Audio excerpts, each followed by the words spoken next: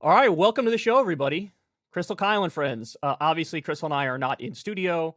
It's currently a little bit of construction going on in there, so we're, in random places, seemingly. Well, I'm in one of my studios here. You Yes, are in a locker I'm in room. what appears to be a locker room, but it's Yes, actually, anyway, it's part of the building where the studio is located. It's just not the studio because, as people who watch Breaking Points know, because we've been talking about it relentlessly, we're building a new set. It's being installed right now. We use the same space for Krystal, Kyle, and friends. So, anyway, correct. there you go. That's where we are. Yeah. So anyway, today we're going to be talking to FD Signifier. Really looking forward to that. Dude Yeah. is awesome. I love watching his videos. We want to talk about the phenomenon of black conservatism and dive into the way he views it, the different branches of it, because it's not just, the Alan Keyes types or Herman Cain or Tim Scott or whatever. The way he views it is very interesting. He views like Jay-Z, for example, rapper, as a black conservative because he's a black capitalist. I mean, one of the lines in the famous Jay-Z song is like, I feel like a black Republican with the money I got coming in. And so it's like he sort of breaks it down into these different categories and the role they play in limiting the political imagination. So that should be an interesting conversation. Really looking forward to that. But before we do get to that, there's a couple things that I thought worthy of discussion here, Krystal. So I'm sure you saw this, but we have Christie is apparently going to launch his presidential campaign in the coming few days or the coming week. And Mike Pence as well is going to launch his presidential campaign. So if you were fearing that there wouldn't be enough hilarious stuff to mock and laugh at Yeah. over this election season, well, now we have a virtual No worries. guarantee. Yeah. Yeah. I mean, Christie, okay. So I'll start with Christie. So he Big signaled fan. You're a big fan. I know that. if you will recall, he came to prominence in the Republican Party because he would do these like town halls. He would like bully teachers, and he had this whole like anti-teacher union thing that he really rose to prominence. 2012, he decides to take a pass on running for president. He really shouldn't have.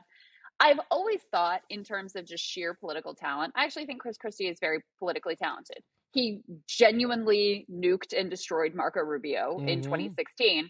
And a little while back, there was reporting, and he and his aides may have even said this publicly, that if he were to get into the race, the goal would be to do to Trump what he did to Marco. Now, there's a number of problems with that theory. Chief among them, I don't think Christie doesn't have a lot of credibility with the Republican base, because once you turn against Daddy Trump, that's it for the Republican base. And number two, I mean, Trump is just way more formidable than Marco Rubio ever was. And Trump is probably not even going to debate.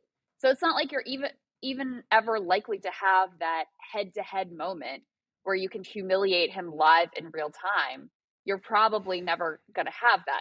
I think the biggest impact or the biggest takeaway from Christie and like Pence and Tim Scott and Nikki Haley and all these other people getting into the race is like, this is just all really bad for Ron DeSantis. He needs to coalesce all of the, I won't even call him anti-Trump, but anybody in the Republican Party who would be persuadable to move off Trump. He needs all of those people. And so if Christie's taken 2 points, and Mike Pence could take, especially in some of the early states, he could take up to, 5 to 10 points. That's all coming out of DeSantis. That's not coming off of Trump. So to me, that's sort of the big takeaway from both of these guys getting in the race. So first of all, you need a law that these candidates have to debate. I'm sick of this. I'm sick of their like petty prima donna, like, I need to have it my way or the highway. I'm not going to do that because what do I get out of it? It's like, it's not about you. It's not about you. It's about the country. You want to be the most powerful person in the entire country and in the entire world. I'm not interested in your feelings or your thoughts on it. This is par for the course. This is the way it works. Get your ass on that stage and debate. We absolutely need a law. And by the way, this is something, maybe I'm naive, but this is something where, in theory, you should be able to get a bipartisan strong majority on this if they were to vote on it, because it's just the right thing to do. Now, maybe not, because, of course, the Democrats are going to want to protect Joe Biden. They don't want him having to debate Marianne Williamson and RFK. But look, it should be something that's a no-brainer. So that's point number one. Point number two, to your kamikaze argument about Christie, it is absolutely correct. All the reporting on this is clear. Christie had an interesting comment the other week. He said, "I'm not a paid assassin," which made me go, wait, nobody was accusing you of being paid to do this. But now I'm thinking, oh, are you being paid to do this? Are you being paid by wealthy donors to try to be a kamikaze against Trump? He's an unpaid assassin. But I think he might actually be paid, because it was a weird denial when nobody was accusing him of being paid. It's like, I think he might actually be being paid to be a Trump assassin. But he is, to your point, he was a political force. There was a time when everybody was afraid, 2012, him against Obama, people were afraid that Chris Christie would win. When Chris Christie finally ran in 2016, I sincerely believe that his staffers reeled him in way too much, and they tried to tell him, you have to be kinder, you have to be nicer, you have to be more sympathetic, you have to be more like a politician, you can't just go around yelling at people. And you know what? Wrong. You needed to go around yelling at people. That was your whole appeal in the first place. This like tough, straight shooter kind of guy, even though I don't agree with the guy on anything. And his best moment in the campaign, as you alluded to, was when he destroyed Marco Rubio. That was already so late in the game when he knew he couldn't win, and he was acting as an assassin for Donald Trump at that time. Right. And there was chatter behind the scenes that Trump was supposed to pick him for VP. Christie was under the assumption he would be picked for VP. Then, of course, Trump stabbed Christie in the back because Christie locked up Jared Kushner's dad when he was a prosecutor. And so he got stabbed in the back, and this is one of the main reasons why Christie also has a personal beef with Donald Trump. That's where a lot of this stuff stems from. So now he wants to be that assassin. He wants to be no holds barred. But to your point, if there's no debate, it's like, you don't have the ability. You don't have the space to do it. Right. Now, on Mike Pence, I mean, what is there to say? Dude, Cuck City, wrap it up. What are you doing? It's a wrap. DeSantis is already in. Trump is already in. You got, the D-listers, the Nikki Haley's, the Tim Scotts. Like, yeah, Pence was coming in third in every single poll. What am I supposed to make of that? Congrats. You got 11% in the polls, and there's 47 different candidates running, and the main guy has a stranglehold on the party. What are you going to do? Your whole campaign is going to be like, I think abortion should be banned from the second you're done having sex.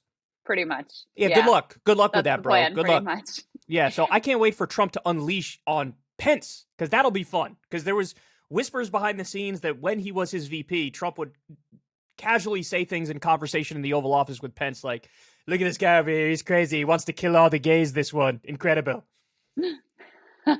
Yeah, that will be an interesting dynamic. I mean, with Mike Pence, he's sort of like in this no man's land of making nobody happy, because he, of course, like was the chief sycophant and carried Trump's water for 4 years.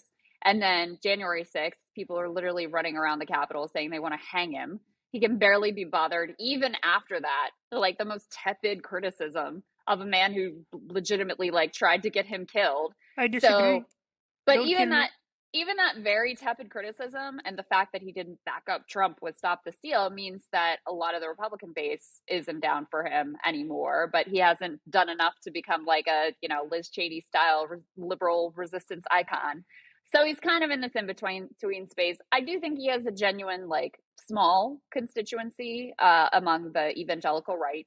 That's always been his bread and butter. That's why he got picked for the ticket in the first place.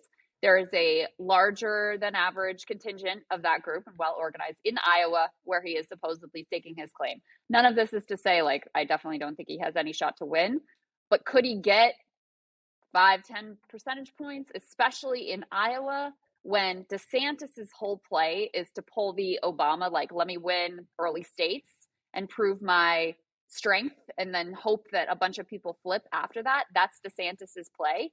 So if you have someone like Pence and a bunch of other folks that are eating into your possibilities in Iowa, I think that's a problem for DeSantis, primarily. I'm going to say something controversial. I think Mike Pence can win Iowa. I don't know that I would go that far, but you never know. I don't think he has much of a chance in the entire election. I definitely think he can win Iowa, and here's my reasoning. Do you know who won Iowa in recent elections for the Republicans? Who won the state of Iowa? Ted Cruz, Rick Santorum, Mike Huckabee? Correct. What do all three of them have in common? Evangelical, right. They were the most religious zealots of all of them. So yeah. I actually think he has a chance in Iowa, but I don't think he has a chance for the, entire campaign. But anyway, it'll be interesting. I can't wait for Trump to, like, break all these guys' spines and chug their spinal fluid. It's going to be fun. Yeah. Yeah, and if he does win Iowa, like, that's game over for DeSantis.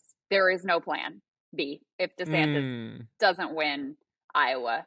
And then in New Hampshire, New Hampshire second, and Chris Sununu, who's the governor of that state and who no one else has ever heard of, but is very popular within New Hampshire, he's also thinking about running. And he would very it's a very good possibility. He would win the state of New Hampshire. Chris, and so then you're just like, all right, DeSantis, what's your plan from here? So anyway, I think this is all bad signs for DeSantis, shows he's a relatively weak candidate, or at least perceived as such, because he hasn't been able to scare anybody out of the race whatsoever. Hey y'all, do me a favor and like and subscribe. It helps out big time in the algorithm. Click the bell as well for notifications when videos drop, and watch that video on screen right now. You know you want to.